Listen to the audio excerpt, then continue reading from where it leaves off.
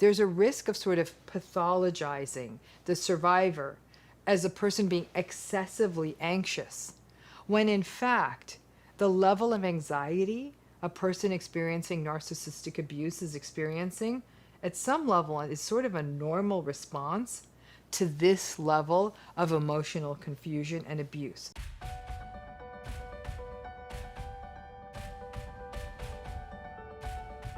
This is one that some folks have been sending in, which is, what's the difference between the depression that we witness in narcissistic abuse and regular clinical depression? As always, if you are experiencing symptoms of depression, it's really important that you seek out health care for that right away.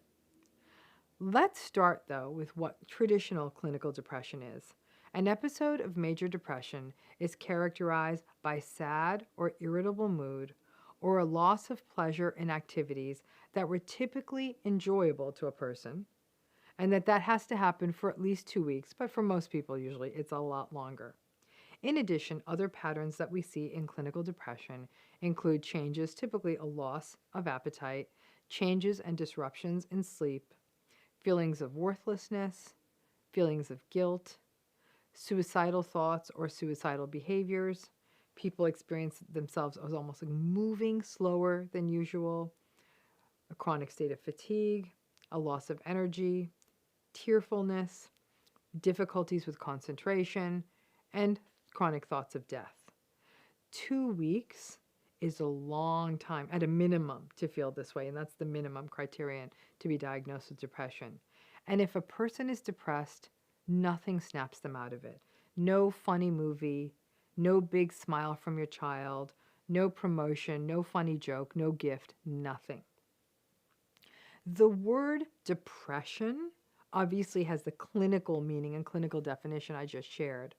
But in regular conversation, we often take it to mean sadness, low energy, hopelessness, and sort of almost experiencing the world in a sense of gray.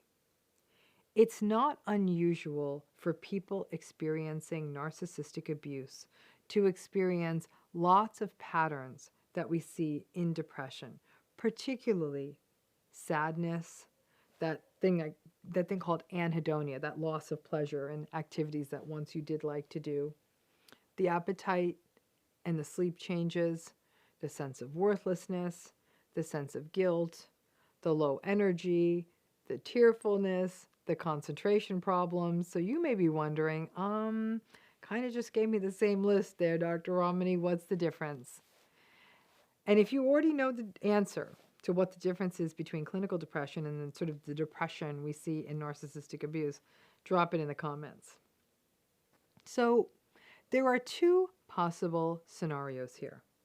First could be a person who's experiencing narcissistic abuse who simultaneously also has clinical depression. So literally both processes are happening.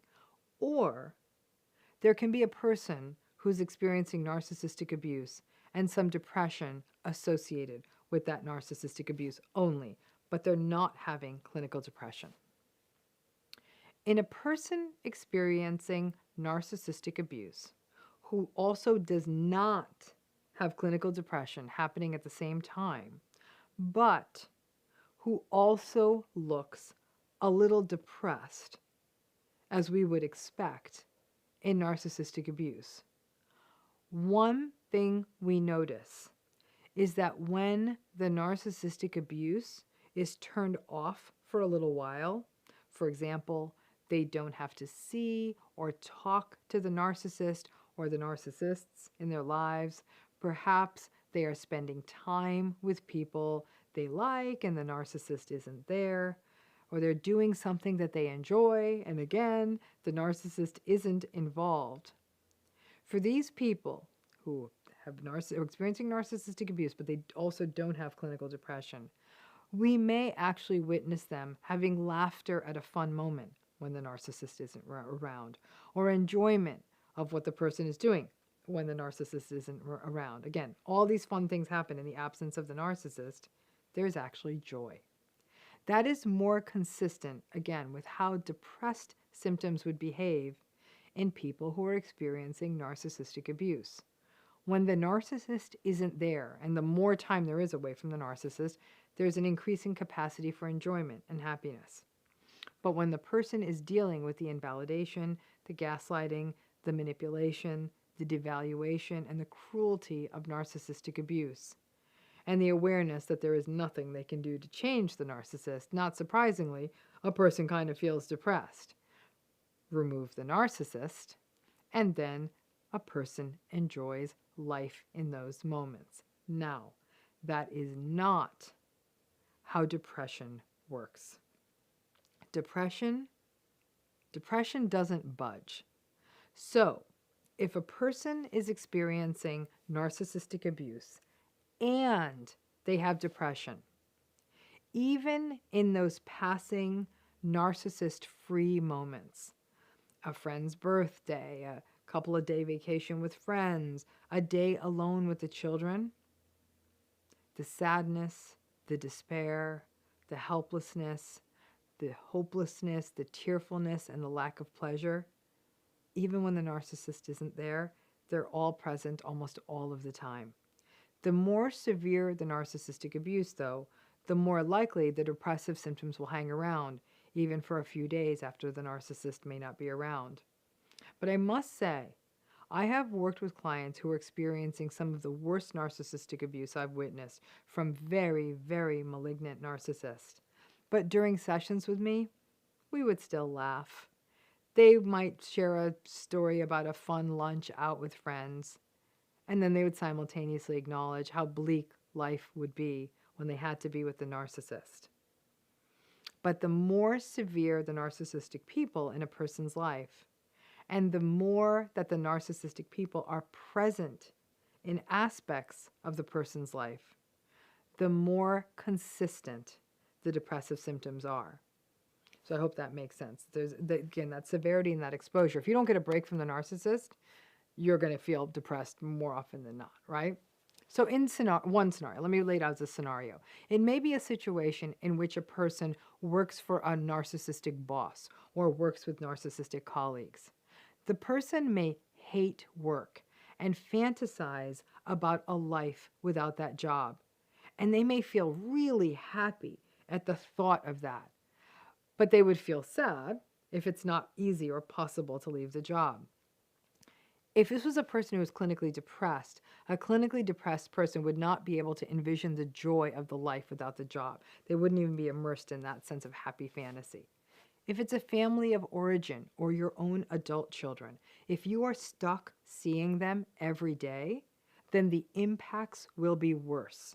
But let's say, for example, you live far away or you only need to deal with them periodically. You may find that being with them brings you down to the point of feeling depressed.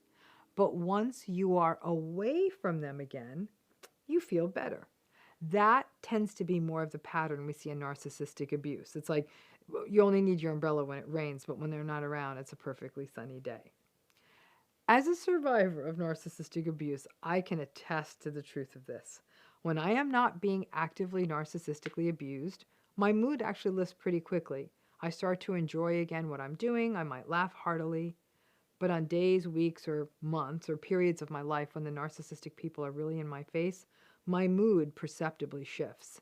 That ability to have those big laughs and pleasure from life and a sense of hope that you would have in a life when the narcissistic people aren't around is always a reminder to me of the difference between clinical depression and the depression that accompanies narcissistic abuse.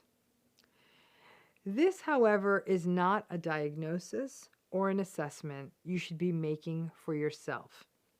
Depression is a very serious illness, and left untreated can have impacts on not only your mental health, but your physical health.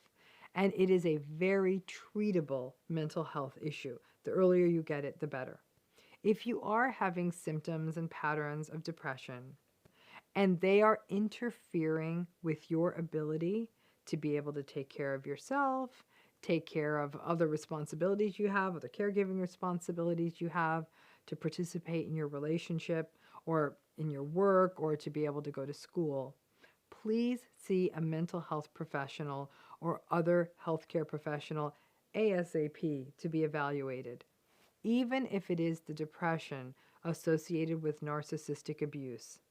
It's still very important to get it assessed, because in some cases, if the narcissistic abuse, you're always with the narcissist, you can't even get more than a few hours away, or it doesn't stop, or it keeps happening, or with more people or whatever, and a person just can't get a break from it, the continuity and the stress of the narcissistic abuse and sort of the associated depression of the narcissistic abuse can actually put a person at risk of developing actual clinical depression. We can put some resources in the video notes just on depression for you. Narcissistic abuse is a stressor. Remove it, and most people experiencing straight narcissistic abuse without other clinical disorders or mental health issues improve. Their mood and their anxiety, they really do improve. If even when the narcissist is not around, your anxiety and your mood symptoms do not budge, then it really may be the interplay of experiencing both narcissistic abuse and a clinical disorder such as depression. Again, only a licensed healthcare professional can help you really definitively make that determination, and it's critical that you ensure that you find that out and don't just say, oh, this is just about my narcissistic abuse. Now, recovery from narcissistic abuse is slow. It takes a while to grieve, to adjust, to address the trauma bonds, to break out of the cycles of self-blame. So even when the narcissistic relationship is over, feelings of sadness and low energy and worthlessness will often persist, and hopefully those moments of laughter and joy start creeping into life more and more. Today we're going to be talking about an anxiety disorder called generalized anxiety disorder, or GAD. GAD affects around 3 to 4% of the population, about 6 to 7 million people in the United States, and globally the prevalence of this disorder is around 4%, so it's not altogether uncommon.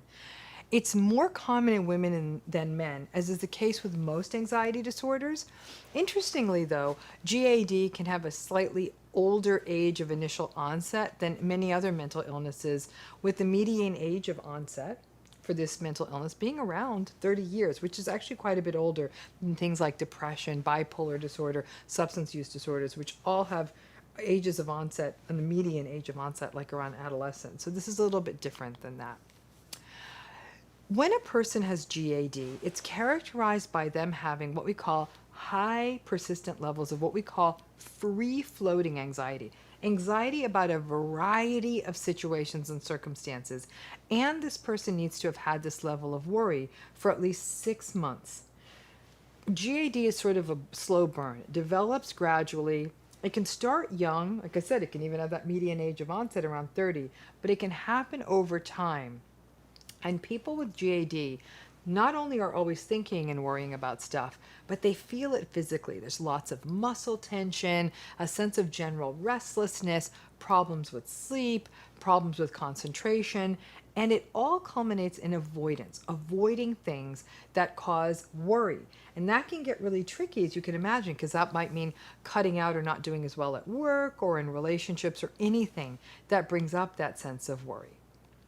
Now, when we look at it diagnostically, in order for a person to meet the criteria for this disorder called GAD, or generalized anxiety disorder, we look at a person who's experiencing excessive anxiety and excessive worry more days than not for at least 6 months, but about a variety of things: friends, family, work, where they live, problems in the world in general. It's not about just one thing. It's about many things.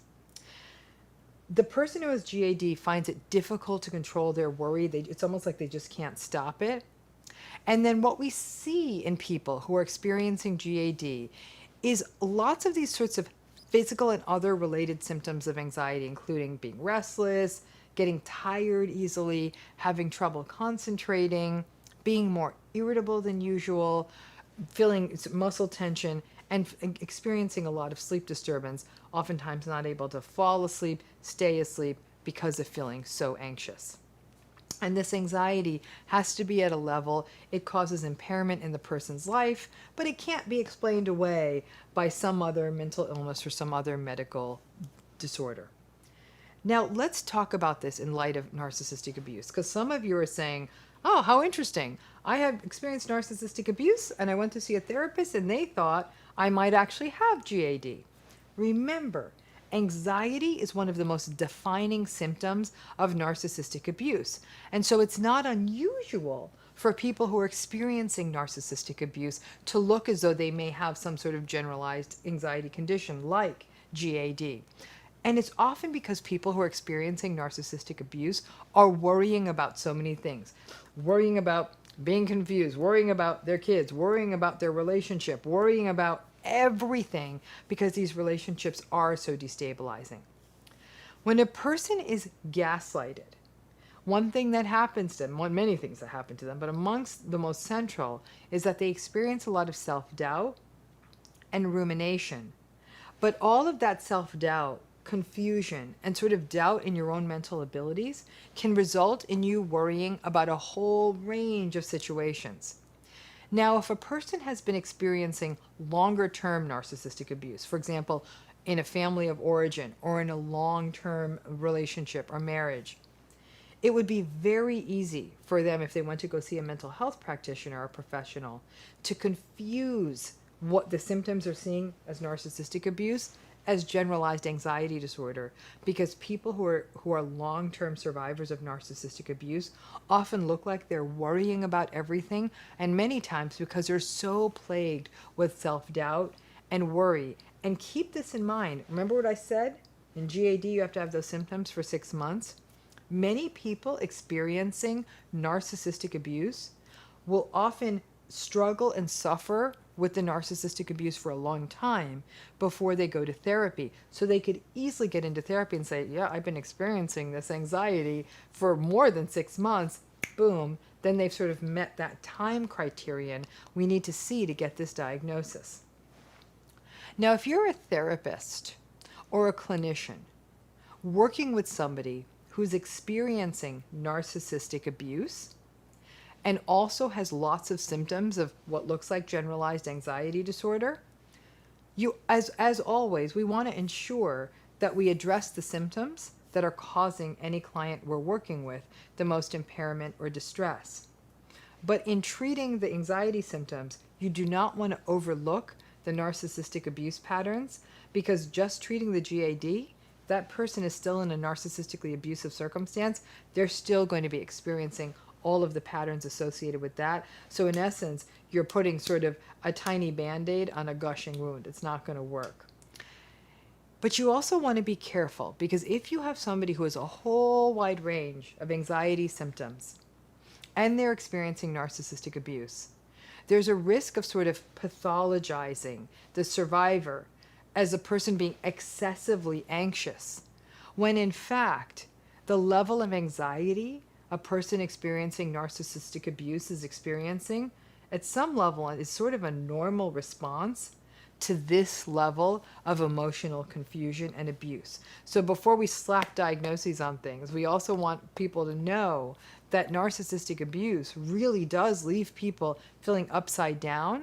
But because what they'll say is like, this is my problem. I have GAD. It's not the relationship. No, you likely have severe anxiety from being in such a problematic relationship. And then it's not about, what we're always trying to do with the survivors is avoid that reliance on self-blame, which can really keep people stuck in these situations. Now let's talk a little bit about GAD and narcissism itself. Believe it or not, there is some overlap, and people never quite think of anxiety and narcissism as going together, but they really, really do. What is often forgotten about narcissism is that despite all their preening and their posturing and their grandiosity and their arrogance, is the high level of anxiety that underlies it, that fear that their inadequacy or will be seen, that their insecurity will be spied, and that their perfectionism that they're attempting to achieve will be broken through. The anxiety and associated worry that people who are narcissistic often experience might be something that they show secondary to being frustrated by something, disappointed by something, or some other kind of narcissistic injury.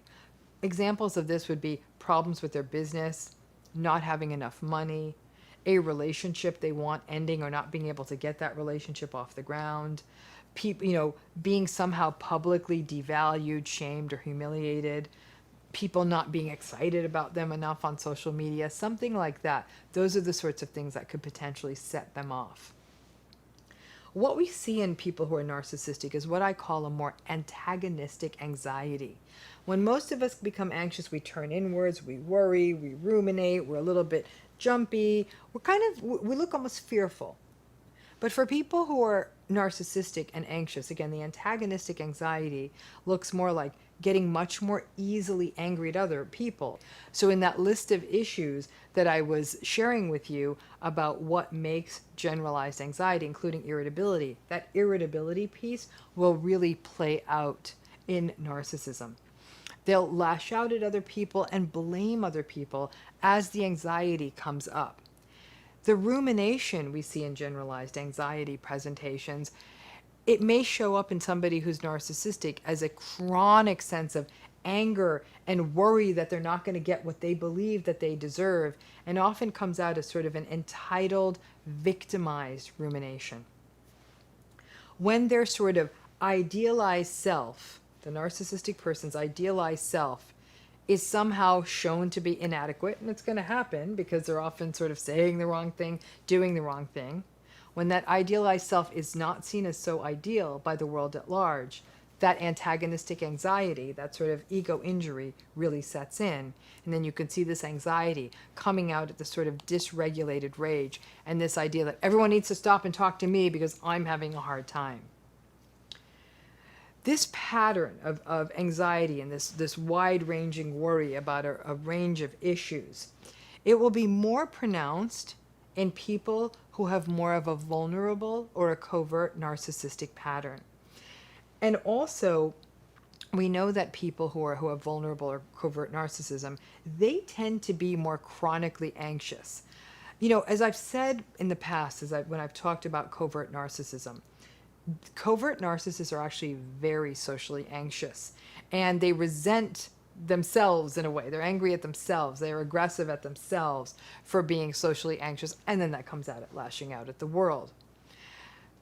Covert narcissists are also anxious about this sort of idea of the unrealized entitlement, the things that they feel that the world owes them, and the shame-inducing feelings of inadequacy that always come up. I didn't go to the best school. I don't have the best job. I don't have the best car. And then it brings up this shame, it brings up this inadequacy, and the cycle is always running, leading to this sort of very anxious, sometimes depressed, very irritable presentation. The associations between anger and anxiety may result in lots of confusion in a relationship with somebody who's narcissistic. Because what may happen is if you're in a relationship with someone who's narcissistic and is also really worried and anxious, you may attempt to do the kind thing, which would be to reassure them. Say, hey, don't worry about it. Everybody gets anxious. It's going to be okay. Well, if you approach it that way with somebody who's a covert narcissist or a grandiose narcissist, or any narcissist for that matter, the odds are they will rage at you for you trying to soothe them at a time when they're so vulnerable, and that you're pointing out their vulnerability. You're going to hit rage when all you're trying to do is reassure them, which can be very confusing. If you're a clinician working with somebody who has GAD and is also narcissistic, it can actually be very confusing to try to manage treating this, because you'll be trying to treat anxiety, which you see, but then the complexities of understanding the shame and the inadequacy and the anxiety and how they all sort of relate to each other can make treating people who have both narcissism and a generalized anxiety presentation really complicated. There was one interesting bit of research by a group of researchers led by Eaton that came out in 2016. And interestingly, they found that when we looked at this big pie called the narcissistic personality, there was a big subfactor in it called distress. That actually narcissistic personality has this really kind of, a big part of it is just sort of this very distressed internal style. And generalized anxiety disorder is a big player. in this sort of idea of overall distress in these people, and also were things like depression too. Now, GAD, in order to get this diagnosis, like I said, it's 6 months, it's lots of worry, a variety of situations. Maybe it's possible that some narcissists won't get quite over that diagnostic line, but it still does come back to this idea that people who are narcissistic do worry about a wide range of situations. Now, regarding treatment, just briefly, we do know that sort of the treatment of choice for GAD is cognitive behavioral therapy, and then other techniques are often used alongside that, such as relaxation training, meditation, mindfulness, and even things like mild exercise. However, if there's something else going on alongside that generalized anxiety, such as narcissistic abuse or narcissism, the anxieties may not just be about this whole wide range of things, but may either be related to sort of these inadequacies and ego injuries and insecurities of the narcissistic personality style, or may be sort of related to the ongoing stresses and triggers of being in a toxic relationship. And in that case, if you're going to address the GAD, you have to do it well aware of the context and the backstory. Now, when we talk about post-traumatic stress disorder, we're looking at an area of mental health that are classified as trauma and stressor-related disorders. And there's different disorders in that space, but because we can't do an entire deep dive into all of that, we're going to focus on post-traumatic and acute stress disorder. Now, any form of traumatic stress disorder, whether it's post-traumatic stress disorder or acute stress disorder, and the real difference is that is time. After 30 days, we call it post-traumatic stress disorder, and the first 30 days after a traumatic exposure, we call these symptoms acute stress. That's all it is. So let's just stick with just calling them broadly traumatic stress disorders. When we look at traumatic stress disorders, we see that the symptoms fall into 4 kind of basic categories. The first category are the intrusion sorts of patterns and symptoms. And this is where people have these intrusive, unwanted thoughts, distressing memories, nightmares, something we call dissociation recollection.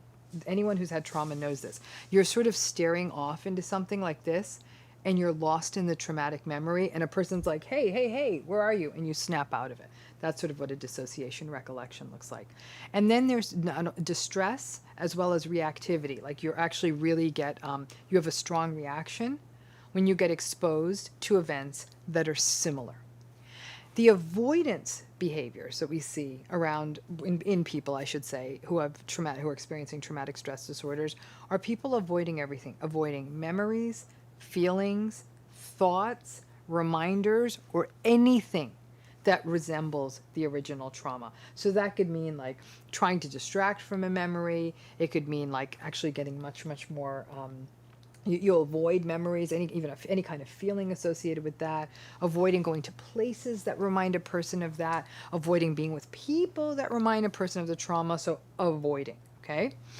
The next is what we call alterations in cognition and alterations in mood. What does that mean? So for example, that would be things like not remembering selected aspects of the event, having negative beliefs about yourself and the world after something like this happens. Like, I can't trust anybody in the world is a dangerous place, everyone's really harmful. Blaming yourself for the event, wondering how you're responsible for it. Having negative emotions, depression, anxiety, even anger or irritability.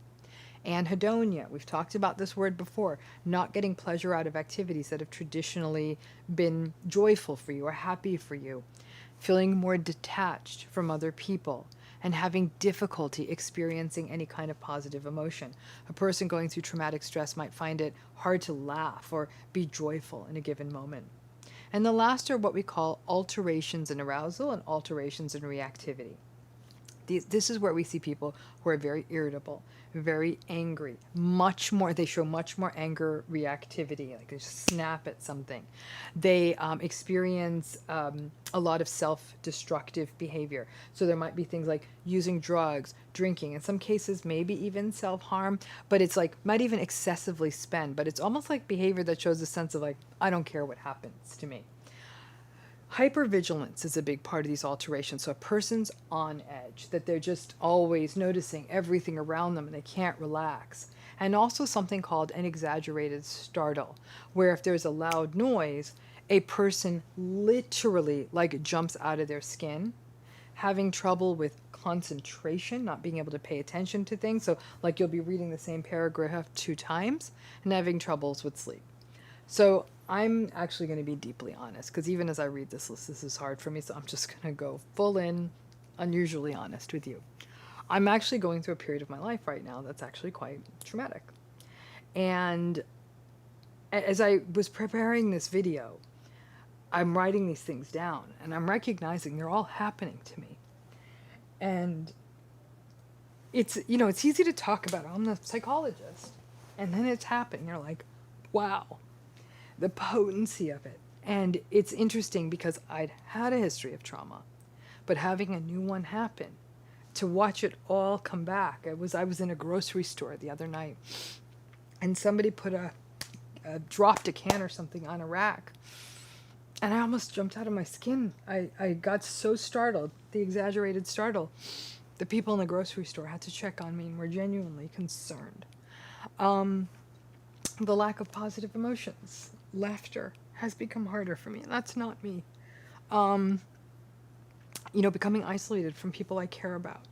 This is real, folks. You know, and it's ironic to do this in the middle of this. I figured, well, let's not be so bookish for a moment and let people know that just by talking about these things, there is a profound impact.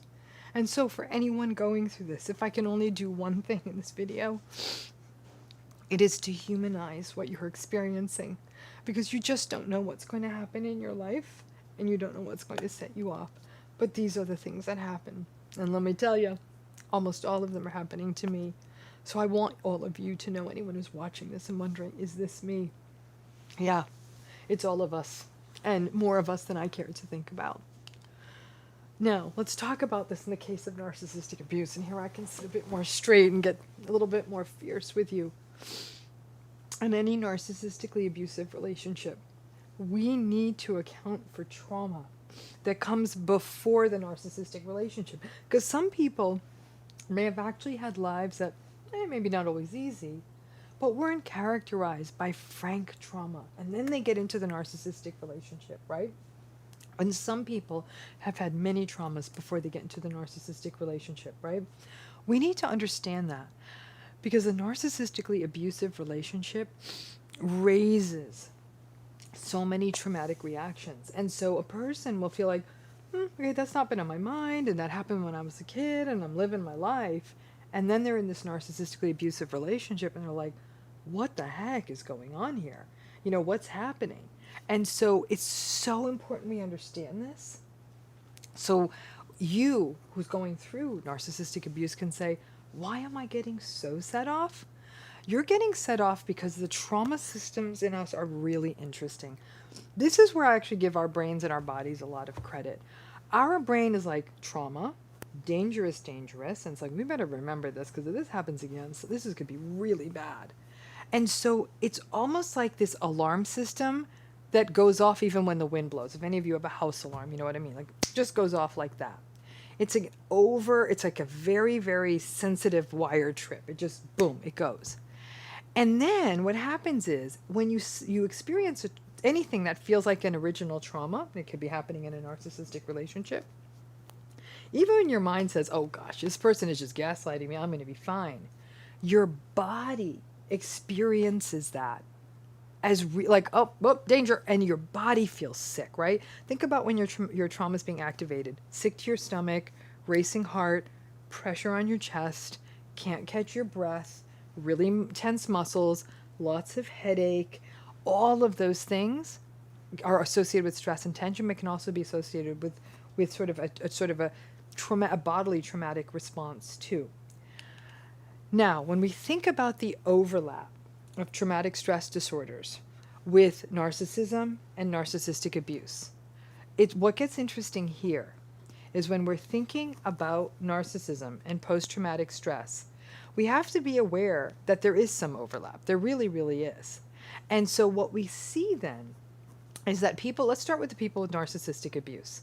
We know that people going through narcissistic abuse have distressing memories. They have nightmares. They get into that dissociation recollection, right? You're thinking about your narcissistic relationship. You're sort of cut off from the world. Someone's like, hello. And you're like, yep, here I am. There's avoidance. You avoid the memories of the relationship. You avoid the feelings in the relationship, the thoughts, the reminders. You avoid because it's too painful to think about. We have those alterations in cognitions and mood that we see in people who are going through narcissistic abuse. Negative beliefs about the self, negative beliefs about the world, right? I'm not enough. I'm never going to fall in love in this world. The world's not safe for relationships anyhow, whatever it may be. So much self-blame in narcissistic abuse. Lots of negative emotions, not getting pleasure out of activities, being detached from other people, very common in people with narcissistic abuse. Can't experience positive emotions. A lot of you might be thinking, lady, what the hell is the difference between narcissistic abuse and PTSD? I'll get to that in a minute. And then people who are going through narcissistic abuse often feel irritable and angry and very reactive and are going through self-destructive behavior. It may not be self-harm as much as it might be not taking care of their health or not eating well or not sleeping well. There's hypervigilance. People going through narcissistic abuse are always at the edge of their seat, and they do jump out of their skin, even when someone, for example, slams the door, because the relationships are really not only similar to trauma, but also bring up deep, deep anxieties, problems with concentration, problems with sleep. So to your question, because I know some of you are thinking about it, how do we discriminate between narcissistic abuse and post-traumatic stress? Look at whether, what I look at first is the person, so the person's in a narcissistically abusive relationship, are they having all these kinds of overlapping symptoms? Is it PTSD? Is it narcissistic abuse? Only in lieu of this new relationship, of this adult, not even new, it could be 30 years long, but this adult relationship, and they don't really have a history of trauma prior to the relationship, I might be more likely to put this in sort of a blend between narcissistic abuse and post-traumatic stress. Post-traumatic stress isn't characterized by confusion. People with post-traumatic stress aren't confused. There are a lot of other things, but they're not confused. People going through narcissistic abuse are confused. We don't tend to observe the dissociative symptoms in people who are going through narcissistic abuse. Those are something we might be more likely to see in a person who's experienced more frank trauma, more severe trauma.